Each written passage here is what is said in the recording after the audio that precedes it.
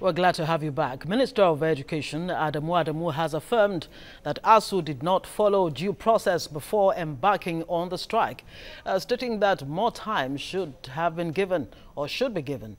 Now, public affairs analyst Lanre Akinola joins us via Skype to share his thoughts on this. Good afternoon. Thanks for joining us on the news.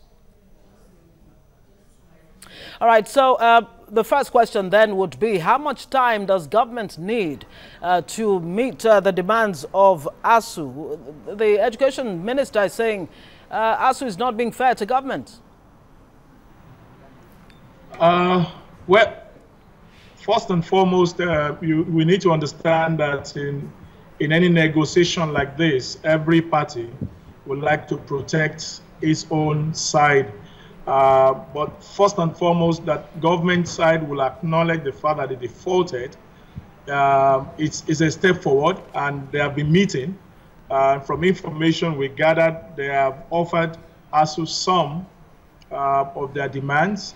But ASUU is a very strategic and democratic organization. It needs to reach back to its various structures and take their input, and then gather the input and then report back to government the position of ASUU members. That's the way it is. The federal government is saying ASUU is not sincere or not fair. It's simply because ASUU is not accepting what they are offering now. And I guess probably federal government will need to do a little bit more and see how we can quickly end this strike. How much more do you expect government to do, and in what areas specifically? Well, for now, we are not really sure. I'm not a member of the national or state ESCO. We only know that certain areas have been agreed to, and we hope that federal government will actually agree to our demands. We are not asking for anything too much. If we are asking for a pension, I don't think that's asking too much. If we are asking that the universities should be developed, I don't think we are asking too much. If we are asking that what has been owed in the past must be paid, I don't think we're asking too much. So federal government itself should be able to come out and say, okay, this is what we are offering, and this that is remaining by social time will grant that. Because at the end of the day, if we take one or two of those agreements and then go back to work, and then if what we know about government repeats itself, in another 6 months, we may be asking that, see, you are not giving us what you promised to give, and so we're down in tools again. ASUU does not work like that. ASUU, we take issue of strike as the last option. It's not in our interest to go on strike. Neither is it in the interest of the nation. So I think the best bet for government is to be sincere, the whole Lord, and then. And that sincerity, let me come in here, that sincerity is being put in question. Critics have said past governments have not done anything in education in general. As a matter of fact, they're asking that a state of emergency should be declared on education, whether you're talking about tertiary, primary, or even secondary.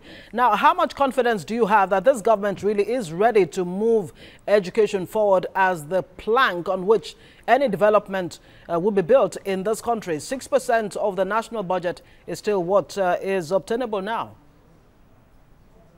I think the difference between this government and previous government, as far as this ASUU strike is concerned, is that for the first time, you will see one party accepting that actually they have defaulted.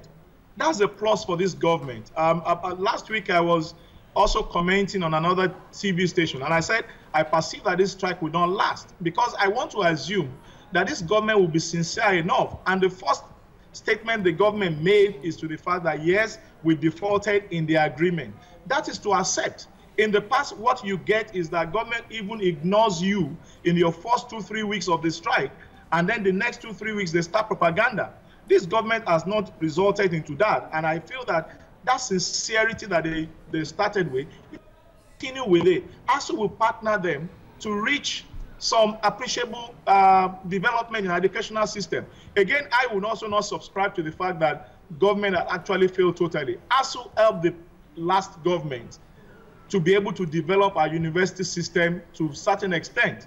Like I said, if you look at the kind of development that you have in the universities in the past 5 years, if we have had it sustained in the past 15 years, probably we will not be talking, we will not be where we are today. Well, those developments have not put any Nigerian university at the top 1,200 list, which is a far cry from where Nigeria's tertiary education used to be. Wale Babalakin Committee has been set up early this year to look at the issues that ASUU has been raising. But ASUU is now saying we don't even have confidence in that committee to renegotiate the terms. What's your take on this?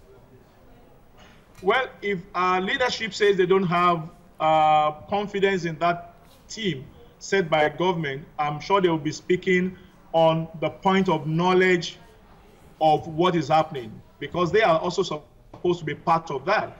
They must have something that we are not seeing for now. So I give it to them. Now, if you're talking in terms of rating, before that kind of investment that we're talking about, I said 5 years ago, Nigerian universities were not even in the radar at all. Now we'll be talking in terms of we are still far behind, but at least we have started. That's the kind of thing we need to start looking at. We have started. And what ASUU is saying that we cannot afford to go back. We need to sustain that growth so that in the next 10 years, we will at least be somewhere. What has happened that what we achieved in the past 5 years has been stagnated. And that's what ASUU is crying about. We cannot afford to stagnate it. We need to continue to develop it. That's the point. All right, we'll have to leave it there. Lanre Akinola, public affairs analyst, joining us via Skype there and talking about the ASUU standoff with government. Moving on now.